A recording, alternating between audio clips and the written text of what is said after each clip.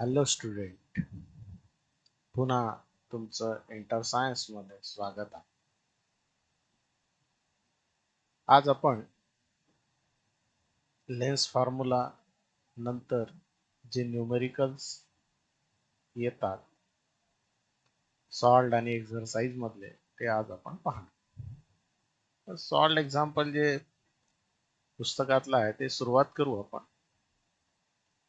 काय सांगतं गणित? An object is placed vertically at a distance of 20 centimeter from a convex lens. Object आहे 20 centimetre वर ठेवलेला आहे. If the height of the object is 5 centimeter and the focal length of the lens is 10 centimeter, दोन गोष्टी दिलेल्या आहेत, height आणि focal length. आणि पहिली अर्थात दिलेली आहे the object is place vertically at a distance of 20 centimetre. What will be position, size and nature of the image, तीन गोष्टी.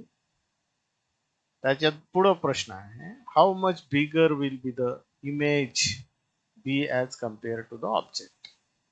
इथं आपल्याला तो इमेज किती मोठी मिळेल कंपॅरिझन त्या ऑब्जेक्टच्या ते सुद्धा बघायचं आहे.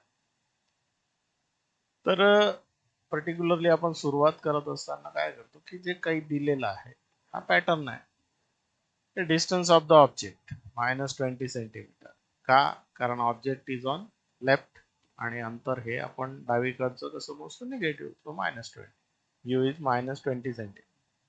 हाईट ऑफ द ऑब्जेक्ट अर्थात ऑब्जेक्ट वरच राहील प्रिन्सिपल ॲक्सिसच्या, positive 5 centimetre. Focal length f 10 centimetre. Convex lens आहे, फोकल लेंथ पॉझिटिव्ह असते, माहित आहे. इमेज डिस्टन्स व्ही हे आता पॉझिटिव्ह मिळते निगेटिव्ह मिळते काय तर ते बघावं लागेल.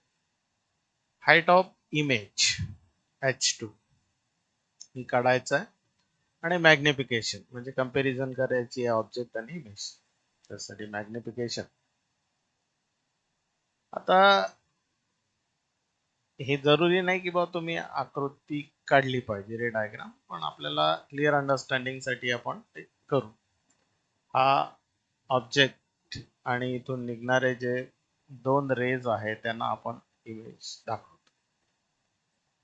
आता या गणितामध्ये आपल्याला काय काय दिलेलं आहे, H1 दिलेला आहे, U दिलेला आहे, फोकल लेंथ दिलेली आहे आणि V आणि H2 काढायचा. आता लेन्स फॉर्म्युला काय सांगतो हा तुमच्या समोर. आता यामध्ये ज्या गोष्टी तुम्हाला माहित आहेत त्या सबस्टिट्यूट द व्हॅल्यू. आता आपल्याला काय मिळेल, इथं V ची व्हॅल्यू मिळेल. तर पहिले थोडंसं आपण ट्रान्सफॉर्म करून घेऊ कारण V ची व्हॅल्यू पाहिजे. सो 1/V हे ट्रान्सफॉर्म केलं तिकडे, सो मायनस बिकम प्लस. आता व्हॅल्यूज टाकल्या. आता व्हॅल्यूज टाकल्यानंतर U ची व्हॅल्यू -20 आहे. आता प्लस इंटू मायनस मायनस होईल, तर इथं हे आलं मायनस चिन्ह. आता हे सोडवताना तुम्हाला 2-3 पद्धतीनं जाता येतं. आता तुम्ही कोणती पद्धत शिकलेले आहे ते बघा. साधारणतः LCM पद्धत ही ठीक राहते. सिंपल आहे की या दोन्ही याचा LCM काढायचा, तो 20 येतो आणि या 20 ला मग या 10 न डिवाइड करायचं, 2 येतात, ते इथं 2 इंटू 1 जा 2 आणि नंतर 20 डिवायडेड बाय 20, 1 आलं, 1 इंटू 1 1. आता हे जे आहे इथं काय होतं की बाबा तुमचे कॉन्सेप्ट क्लिअर राहत नाही आणि मग काय होतं की मग तुम्हाला समजत नाही. आता मुळात कसं आहे की हे तर 5व्या-6व्या वर्गापासून आपल्याला शिकवतात आणि आपण लक्ष देत नाही, त्याच्यामुळं कसं होतं की हे इथं मग शिकवत बसा तुम्हाला, तर मग प्रॉब्लेम होतो. तर बेटर वे तुम्ही हे तुमच्या लेवलवर समजून घ्या. आता 2 - 1 1/20.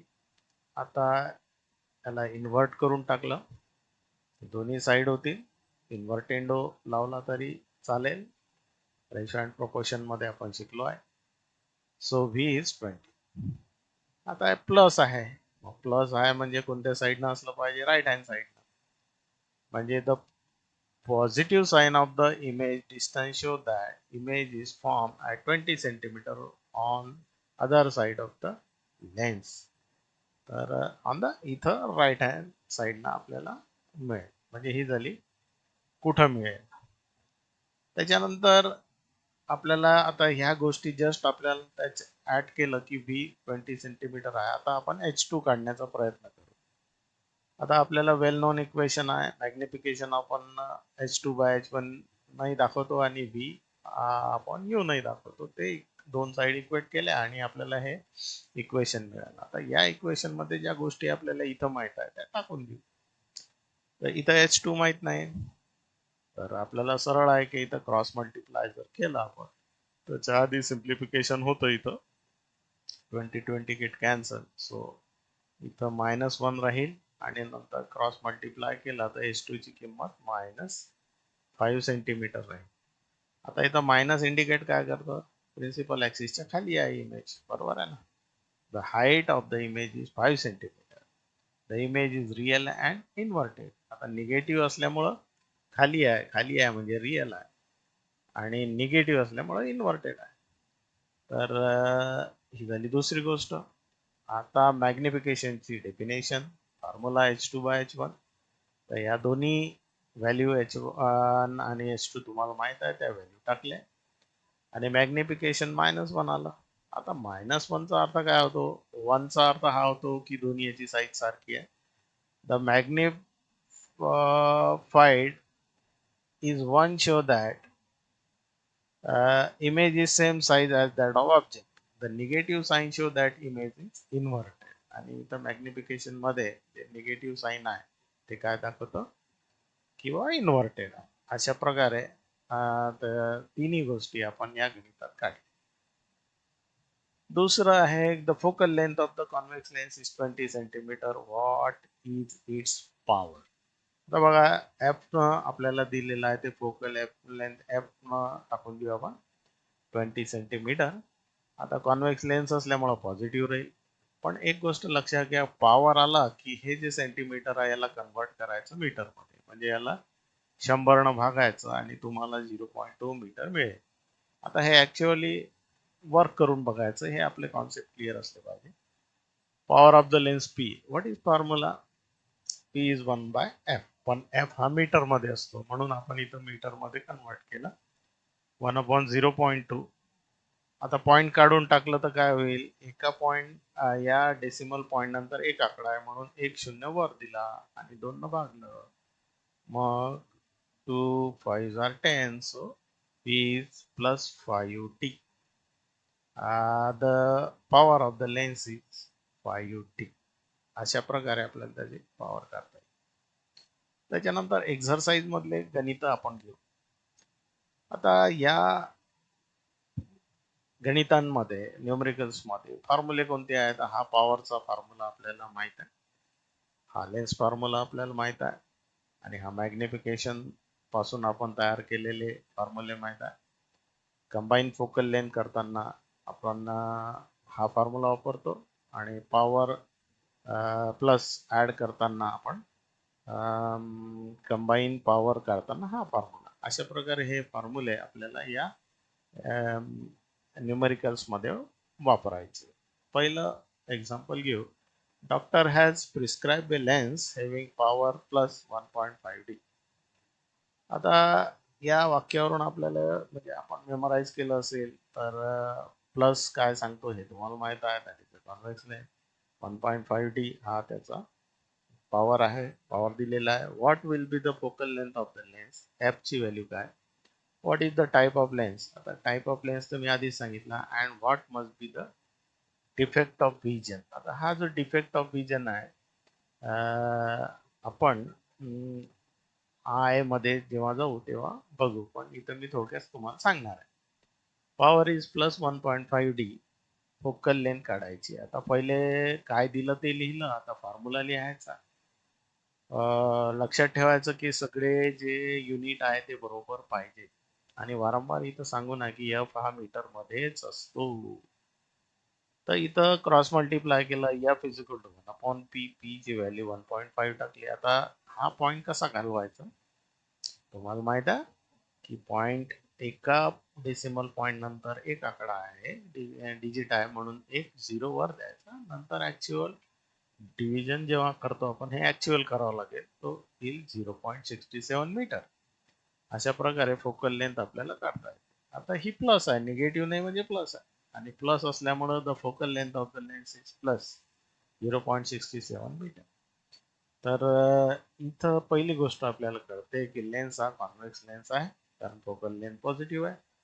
तसं त्याच्या पॉवरवरूनही सांगता आली असते. Prescribe lens is a convex lens. A convex lens is used to correct farsightedness. आता इथं जे फार साइटेडनेस आहे किंवा हायपरमेट्रोपिया आहे, हा दोष आहे की ज्याच्यामध्ये आपल्याला जवळचं नाही दिसत. तर ते दुरुस्त करण्यासाठी ज्याला आपण फार साइटेडनेस किंवा हायपरमेट्रोपिया म्हणतो, हा डिफेक्ट त्याच्यामध्ये झालेला आहे, कारण इथं कॉन्व्हेक्स लेन्स वापरलेला आहे. हे जेव्हा आपण त्याचे जे फॉल्ट आहे आई मधले ते बघू तेव्हा आपल्याला हे क्लिअर होईल. तर इथं थोडक्यात लक्षात ठेवा, कॉन्व्हेक्स लेन्स हायपरमेट्रोपिया म्हणजे त्याला जवळचं दिसत नाही, लांबचं मात्र क्लिअर दिसत. सेकंड एक्झाम्पल आहे 5 centimetre height object is placed at a distance of 20 centimeter from a converging lens of focal length 10 centimeter. पटपट तीन गोष्टी दिलेल्या आहेत, त्या लिहून घेऊ आपण. Determine the position, side and type of the image. आता याची पोझिशन कुठं मिळते, साईज कशी आहे, आणि टाइप ऑफ इमेज जे व्हर्च्युअल आहे की रिअल आहे, इन्व्हर्टेड आहे की इरेक्ट आहे, ह्या गोष्टी आपल्याला इथं सांगायचं. आता इथं H1 किती आहे, 5 सेंटीमीटर. U -25 centimetre. नेहमी लक्षात ठेवायचं की ऑब्जेक्ट डिस्टन्स निगेटिव्ह घ्यायचं. नंतर फोकल लेंथ 10 सेंटीमीटर, आता कॉन्व्हर्जिंग असल्यामुळे पॉझिटिव्ह घेऊ आपण. आणि V इमेज डिस्टन्स आपल्याला काढायचं आहे, म्हणजे कुठं मिळेल पोझिशन लागेल आपल्याला. हाईट म्हणजे साईज आपल्याला लागेल, त्यासाठी H2 काढू. तर ॲब्रिव्हिएशन मध्ये आपण ह्या ज्या थिंग्स इथं दिलेल्या आहेत, ज्या विचारायच्या आहेत, त्या इथं लिहून घेतल्या. आता फॉर्म्युला कोणता आहे तुम्हाला माहित आहे, हा फॉर्म्युला लेन्स फॉर्म्युला आपल्याला वापरायचा आहे. आता याच्यामध्ये व्ही ची व्हॅल्यू आधी लागेल, म्हणजे पुन्हा ट्रान्सफॉर्म करून घेतलं, -1/u दॅट बिकम्स पॉझिटिव्ह. आता व्हॅल्यूज टाका, व्हॅल्यूज टाकल्या, एफ ची व्हॅल्यू टाकली, यू ची व्हॅल्यू टाकली, प्लस इंटू मायनस मायनस, इथं मायनस लिहिले. आता पुन्हा बघा, इथं काय सॉल्व करायचं, तर एलसीएम काढा. 10 आणि 25 50 एलसीएम येतो. त्या 50 ला 10 न भागलं 5 येतात. 5 1 जर 5 इथं लिहिले. आता या एलसीएम ला 25 न डिवाइड केलं 2 येतात. 2 इंटू 1 2. आता 5तून 2 गेले, 3/50. आणि नंतर मग इन्व्हर्ट करून घेतलं, नंतर ऍक्च्युअल डिव्हिजन घेतलं, तो आला plus 16.7. The image form at 16.7 centimetre on the other side of the lens. Other काय, कशावरून, हे पॉझिटिव्ह आहे, निगेटिव्ह आलं असतं तर डावीकडे असं, आता राईटला मिळतं, हे लक्षात घ्यायचं. या साईन वरचं मोठं तुम्हाला लक्ष द्यावं लागेल. आता दुसरी गोष्ट आपल्याला H2 काढायची आहे. इथं पुन्हा हा आपण मॅग्निफिकेशन पासून तयार केलेला फॉर्म्युला वापरू, याच्यामध्ये किंमता टाकू. आता किंमता टाकल्यानंतर सिम्प्लिफाय करायसाठी आपण हा क्रॉस मल्टिप्लाय करू. आता 5 5 25, इथं आपण डिवाइड केलं, नंतर त्या 5 न 16.7 ला डिवाइड केलं, 3.3 मिळाले. हा निगेटिव्ह साईन इथं आला, H2 आला -3.3 सेंटीमीटर. आता निगेटिव्ह साईन काय सांगतो, वर की खाली आहे इमेज, अर्थातच खाली आहे. The height of the image is 3.3 centimetre. The image is real and inverted. तर निगेटिव्ह वरून आपल्याला दोन्ही गोष्टी सांगता येईल, रिअली आहे, खाली आहे, आणि खाली जे तयार होते इमेज, इन्व्हर्टेड इमेज ही रिअलच राहते. त्याच्यामुळे ऍटव्हान्स दोन्ही गोष्टी एकाच वेळी निगेटिव्ह साईन म्हणून आपल्याला सांगता येईल. त्याच्यानंतर तिसरं गणित आहे, 3 lenses having power 2 2.5 and 1.7 d are kept touching in a row. एकमेकाला टच केलेले आहे. What is the total power of the lens combination? आता तुम्हाला कॉम्बिनेशनचा फॉर्म्युला जर माहित असेल, P1 P2 P3 ना आपण पॉवर दाखवले आणि सिम्पली आहे की जे कॉम्बिनेशनचा पॉवर आहे तर सिम्पली ॲडिशन करायची आहे. तर ॲडिशन आली 6.2 d. तर फायनली आन्सर लिहू आपण total power of the lens combination is 6.2 d dioptre. अशा प्रकारे सिम्पली. आता हे कसं आहे फार महत्वाचंही आहे कारण दुर्लक्षित राहतं आणि नेमकं मग पेपराच्या वेळी काय होतं की आपल्याला हे आठवत नाही की कारण आपण मोठे म्हणजे भारी गणित कठीण गणित केलेले असतात आणि सिंपल आपल्याला गणित हे काही आठवत नाही. विशेष लक्ष ठेवा याच्याकडे. त्याच्यानंतर चौथं गणित आहे. an object kept 60 cm from a lens gives a virtual image 20 cm in front of a lens. virtual तयार होते. what is the focal length of the lens? f काढायची आहे. is it a converging lens or a diverging lens? तर बघा u object distance -60 centimetre कारण हे negative घेतो आपण कारण लेफ्टला असते.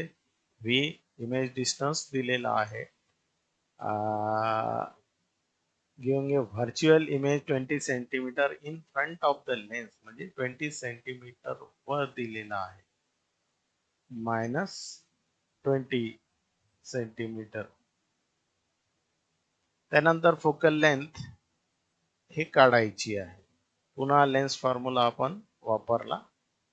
नंतर लेन्स फॉर्म्युला वापरून या लेन्स फॉर्म्युल्यामध्ये आपल्याला फोकल लेंथ काढायची आहे म्हणून व्हॅल्यू टाकू आपण. व्हॅल्यू टाकल्यानंतर आपल्याला माहित आहे की मायनस मायनस प्लस होईल इथं. नंतर पुन्हा एलसीएम पद्धत वापरली. 60 हा एलसीएम आला. 60 ला 20 न भागलं 3 आले. 3 1 जार 3 but that is minus 60 cancel 1 into 1 1. so here we get -2/60 आणि नंतर पुन्हा 2 न आपण 60 न भागलं 1/30. इन्व्हर्ट केला f is -30 centimetre. Focal length is negative. आता फोकल लेंथ निगेटिव्ह कोणाची असते? कॉन्व्हेक्सची की कॉन्केव्हची? लेन्स इज डायव्हर्जिंग और कॉन्केव्ह लेन्स. अशा प्रकारे लेन्स आपल्याला ओळखता येईल. आपण इथं हे गणित संपतात म्हणून आपण इथं थांबतो आहे.